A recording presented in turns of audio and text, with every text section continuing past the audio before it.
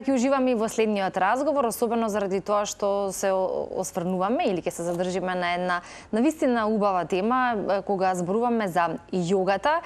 Многумина кои што практикуваат јога несумнено ќе го потврдат тоа, а истовремено доволен повод за оние кои што можеби размислуваат да ја практикуваат, ако нели ги знаеме сите оние бенефити по психофизичкото здравје, и тоа не е нешто ново, тоа е историски познато и верувам дека ние само со денешниот разговор дополнително тоа можеме да го и потврдиме, но и да го подобјасниме, па и да подсетиме. Поводот пред се за денешната наша тема е тоа што месец јуни е посветен на јогата, бидејќи токму во јуни се наоѓа и светскиот ден на јогата, тоа е 21 јуни. Секоја година во склоп на денот, па и во месецот се одржуваат различни настани по овој повод и рековме одличен повод за да позборуваме малку и за тоа. И со одличен соговорник Илија Даов, мој гостин, јога инструктор, председател на Јога Сурија Сонце и председател на Македонска јога федерација. Илија, добро утро и добро ни дојдовте. Добро утро, подобро ве најдов, па да ги поздравам гледачите на вашата телевизија. Првата информација е тоа што на 14 во Скопје, тоа е за некој ден, се одржува во сабота, во 18:30 часот во градскиот парк локација Лепеза, ќе се одржи повторно настан како за одбележување на меѓународниот ден на јогата, подржан од индиската амбасада. Ќе дојде и индискиот амбасадор Арон Кумар Саху, неговата екселенција, и негови соработници. Тие ќе доделат мајци, како што сега ви подарив. Имаме мајчка, да. Благодарам. И би сакал да ја користите, затоа што е многу потребно на секој урбан човек. Ние мислиме дека модерно е времето, времето е модерно и ние се носиме со тоа. Меѓутоа, човекот е создаден за физичка активност, од било кој вид. Но научно е докажано, науката многу напредува во тој дел, научно е докажано дека јогата со сите бенефити како техники на дишење, сите асани движења, се компатибилни за човековото здравје. И токму од таа причина, пред години, пред 11 се извинувам години, тогашниот премиер на Индија има изработено голема студија во која се осврнува на бенефитот на здравјето на сите луѓе. И неговата кампања е да се добие баш тој ден, да се прогласи во Обединетите нации со акламација, едногласно, 21 јуни, не случајно, тој ден е најголемиот ден во годината, значи енергијата е најголема воопшто на планетата, на северната полутопка, па и во тој контекст, бидејќи јогата не ти одзема енергија, дури и ние кога работиме по 75 минути или час и половина, ти се возобновува енергијата, не си испотен, не си задишан, но имаш енергија уште како за еден ден.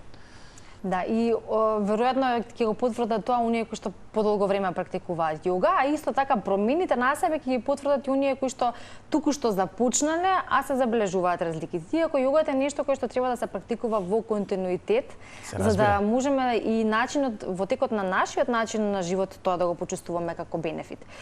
Неспорно е дека има голем број податоци, информации и тоа добро го знаат и славни, познати, успешни личности, дали се спортисти, актери, секои професионалци во својата област кои што и тоа како ги чувствуваат и знаат бенефитите од јогата и не се откажуваат од практикување јога. Не можат да се откажат, бидејќи запаѓа телото кога не работиш јога, ќе влезеш во твојата комфортна зона, да кажеме твојата удобна фотелја, кауч, и со далечинскиот управувач мислиш дека се одмараш. Не, напротив. Сите овие славни личности од џет-сетот, од светската музика, од светската филмска индустрија, бизнисмени и така натаму и така наваму, бидејќи најдобри промотори во овој момент во Македонија ни се знаете кои? Свесните доктори кои насочуваат дека одредени диагнози, конвенционалната медицина со која се лекуваме, нема соодветен одговор. Па ги праќат, тоа не може, одете на јога. Значи, тие ни се најдобри промотори. Да, и штом доктор тоа ќе го потврди, за оние на кои што им треба таква потврда. Да, и секој кога бара здравје, знаеш, ќе се замислиш малку и ќе поверуваш. Да. Но да кажам, само да напомнам, тоа може секој да го провери, интернетот е сега едно широко поле кој што сака може да види, дека спортистите бараат тоа што им недостасува, тоа малку, тоа нешто што треба да го направат во некоја милисекунда. Го бараат во мирот, во јогата, затоа што науката, кажевме, многу е напредна, се рефрагментира мемориите во мозокот и тие што ни требаат излегуваат напред, сето друго останува назад и ние го употребуваме кога ни треба. Например, не случајно ќе го спомнам, Новак Џоковиќ е толку години број 1 рекет во целиот свет. Зошто? Новак Џоковиќ е висок јога мајстор. Видете само неколку пози кои ги прави. Тоа е фантастично. Да. Унако е веројатно исто како составен дел и во нашава тема, ако во секоја тема го вметнуваме прашањето како со предизвиците на дигиталната ера и дигиталната нели модерниот начин на живот и она кое што ни го дава технологијата, наспроти јогата која што на таа брзина која што имаме со дигитализацијата, на достапноста на се, покрај тоа што можеме внимателно да избираме, можеме и невнимателно да го потрошиме времето. А од друга страна, јогата не учи на смиреност, не учи на внатрешна рамнотежа, мир, баланс, поврзаност со себе, нешто што е, па да речеме, прилично контрадикторно од оно кое што го имаме како денешно темпо или начин на живот. И сега за многумина можеби јогата ќе биде како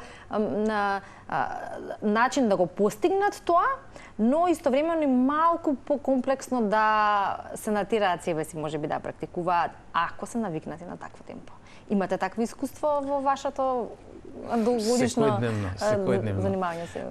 Значи, секој, па дури, еве ќе ја спомнам и вашата професија, вие прилично многу седите. Вашите уредници, режисери и така натаму, филмски работници. Значи, доколку практикувате јога, јогата нема да ви засмета во вашата професија, ами ќе ја извади на преден план вашата најдобра верзија. А тоа знаете што значи? Сето вие тоа што го умеете, што го имате, ќе излезе многу порано од колку што вие се надевате. Да.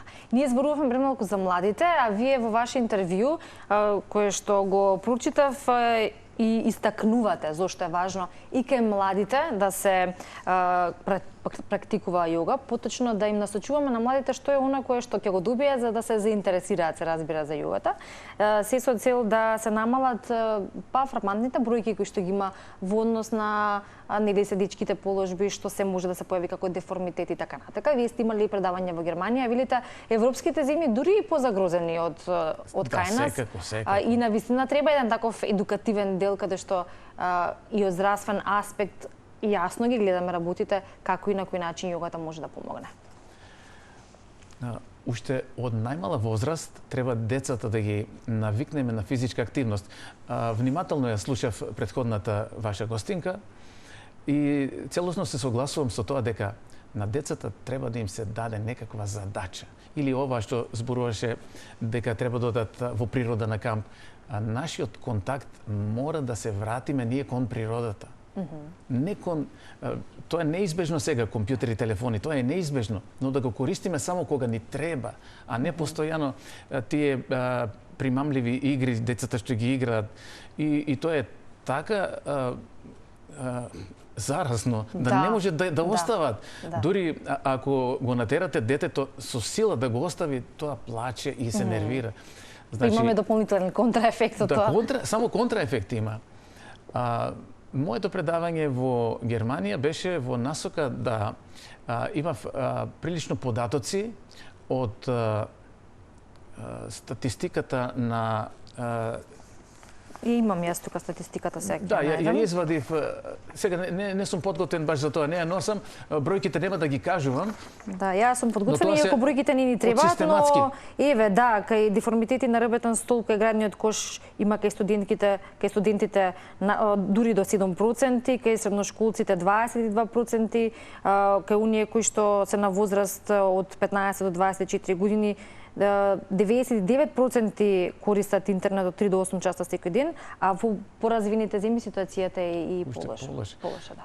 Па видете, тоа за жал не делува само на физичкото тело, бидејќи деформитетите на рбетот, сколиози, кифози, има претерана гојазност кај децата, асоциализација. Да.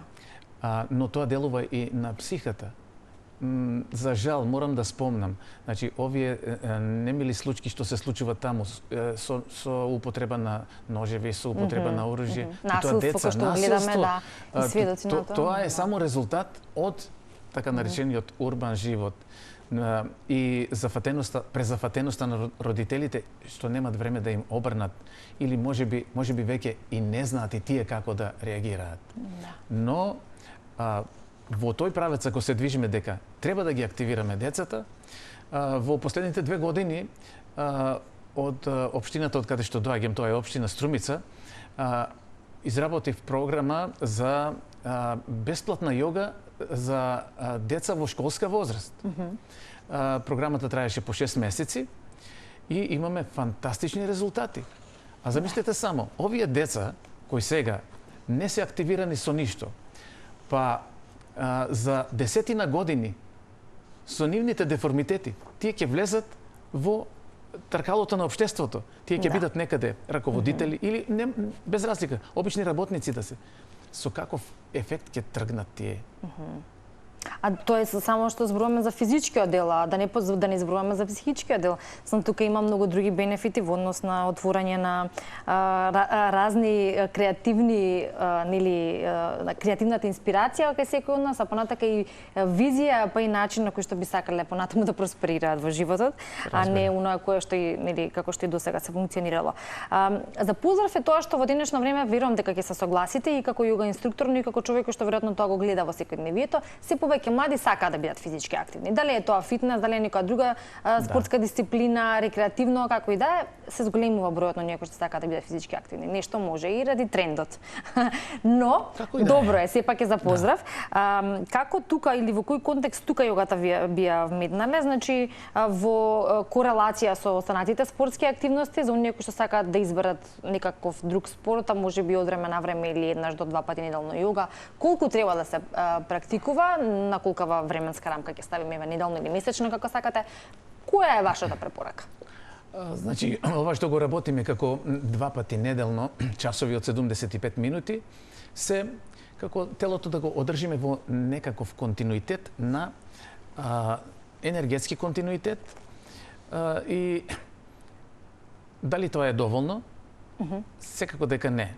Вие ќе го одржите континуитетот, но ако сакате да постигнете нешто, било што, со вашето тело, со вашиот ум, јас давам како домашно, да кажеме, 10 на минути, 15 на минути, тоа што ви се допаднало за време на часот, тоа што вам ви одговара како конституција, што може да изработите. Задолжително даваме вежби за дишење.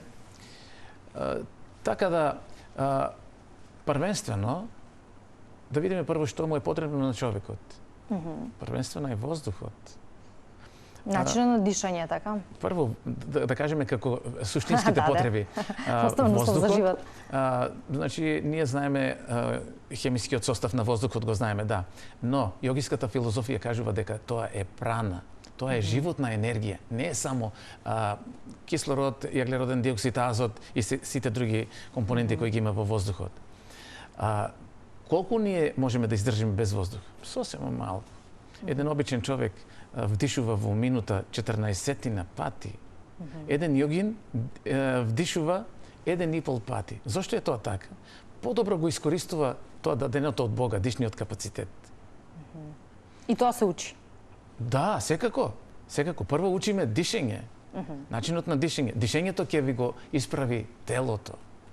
Што викаме, мојата баба викаше, дојде една стројна невеста во нашето мало. Не е многу лична, ама многу е стројна, таа ќе биде добра домакинка. Значи, сакам да ви кажем, уште тогаш знаеле луѓето дека ако вие сте исправени, водите сметка за себе. Кога водите сметка за себе, ќе водите сметка и за тие околу вас. Да. Некако нема да звучиме стереотипно или да речеме нешто што навистина е тема секојдневна, тоа е стресот, анксиозноста, па и депресијата и тие повторно бројки и статистики кои што постојат во однос на тоа во денешно време. И тука исто и од страна на докторите и од страна на вас јога инструкторите се препорачува и тоа како практикување на јогата која што помага при неутрализирање, да речеме, на стресот, кој што понатаму доведува во овие нели здравствени состојби кои што може да се појават. Какво е вашето искуство?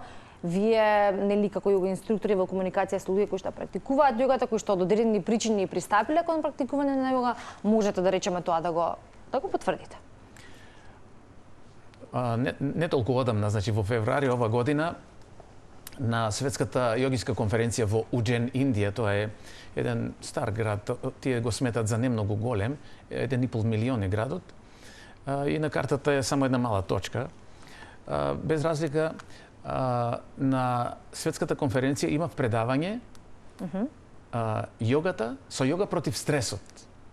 И имав таму еден цитат од нашиот невролог доктор Методи Чепреганов, кој има децидно кажано.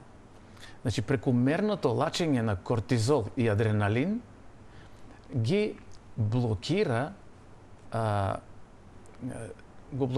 имунолошкиот систем на телото. Значи, тие се лачат како секојдневие, значи ако немате на сабајле адреналин, не можете да тргнете да станете и така натаму. Но прекумерното лачење, а тоа е од непријатни ситуации, од да кажеме, јас од Струмица до Ченто дојдов за сат и 10 минути, од Ченто до овде сат и 10 минути. И сега гледам околу мене, се нервираат луѓе. Тоа е точно што не им треба. Тие се нервираат, се лачи непотребен кортизол и тука настануваат проблемите. Кој е начинот да ние го намалиме прекумерното лачење на кортизол и адреналин? Значи, кажевме дека тие се потребни, но прекумерното лачење можеме да го спречиме само со техники на јога, особено со трансцендентална медитација и било кој облик на медитација. Значи, на начин да го смириме телото и умот. И тоа апсолутно е потребно во сообраќајот, кога збориме за главниот град, убаво рековте за функционирање или кога се движиме низ главниот град, добро е да имаме на ум и да практикуваме јога и да знаеме како да се смириме во тој момент. Еден совет само ќе ве прекинам за кратко. Еден совет само кога на сите возачи кои во моментот ја гледате емисијата, бидејќи не знам колку се репризира, применете само техника на дишење. Ако не знаете точно да одбројувате, вдишете длабоко, задржете го здивот колку ви е удобно и бавно издишете. Издишувањето треба да биде уште побавно од вдишувањето. И со една серија така од 20 на дишења ќе забележите сами колку ќе се смирите. Да почнеме со дишењето, нели поедноставно чекор по чекор за оние кои што можеби и сакаат да почнат со практикување на јогата, која меѓу другото, како што спомнавте, не учи и на правилно дишење и на искористување на воздухот, поточно оно што не е потребно за живот. Речиси секој нас се користи за комерцијализација, па така и јогата е често предмет на комерцијализација. Дали тоа според вас ја оддалечува јогата од духовните корени? Колку сметате дека се комерцијализира јогата во денешно време? Не само и кај нас, туку и глобално, ако зборуваме за суштината која што ја има, истовремено за она кое што пак ке речеме го нуди современиот начин на живот. Не би кажал дека е пречка превисоката цена за јога часовите. Затоа што во околните земји се цените повеќе од тројно. Значи, нашите цени не се така високи и не може некој да каже не можам да одам на јога затоа што ми е превисок издатокот за јога.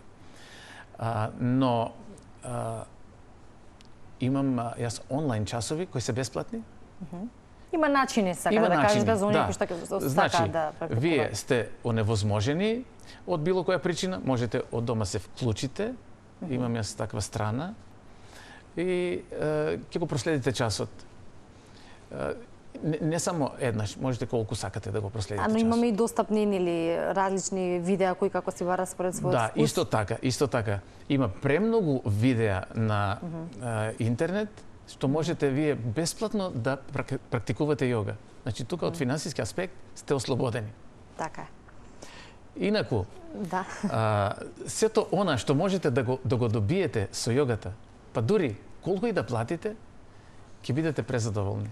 Да. А некои работи велиме нема цена кога станува збор за нашето здравје, Се така? разбира. Здравјето кое што треба да ни биде приоритет и кога секогаш треба да го направиме нештото превентивно, а не понатаму нели како велиме да го Превентивно е спречиме, а не да најдобриот лечиме. резултат се постига превентивно. Така е. Откако ќе добиеме некаква диагноза, потешко се враќа телото.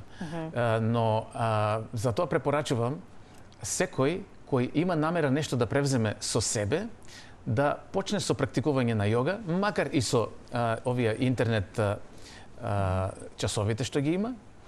И во сабота ги поканувам Да, тоа сега ќе кажеш сите наистина. љубители на јога, сите јогисти, сите така наречени сеирџи и дури и тие кои немат намера да вежбат, но да дојдат да гледаат. Затоа И што може ќе се заинтересираат. Затоа што туку добив информација од индиската амбасада дека ќе ја поканат и претседателката, бидејќи и таа е поранешен Јогист. практикувач на јога, ќе поканат од другите дипломатски представништва со кои тие соработуваат. Така да ќе биде интересен настан и исто така ги поканувам, освен вашата телевизија и другите кои мислат дека овој настан ќе биде интересен за нив, да дојдат да снимат. Така е, да, верувам дека и тоа ќе може да се овековечи на таков начин. Имате во Скопје на 14, во Охрид на 15, односно тоа е веќе следниот ден, во недела, во 10 часот и во Струмица на 19 во 18:30. За сите оние кои што не гледат и оттаму да знаат информацијата, ќе го заокружам разговорот уште едно прашање, верувам, вака пократко или во кратки црти, што прави во моментот Јога Федерацијата? Вие како нејзин претседател имате ли активности, каде ќе се најде Јога Федерацијата во, да речеме, ако зборуваме за настапи надвор, за некакви организации, настани, се со цел промовирање на јогата? Да.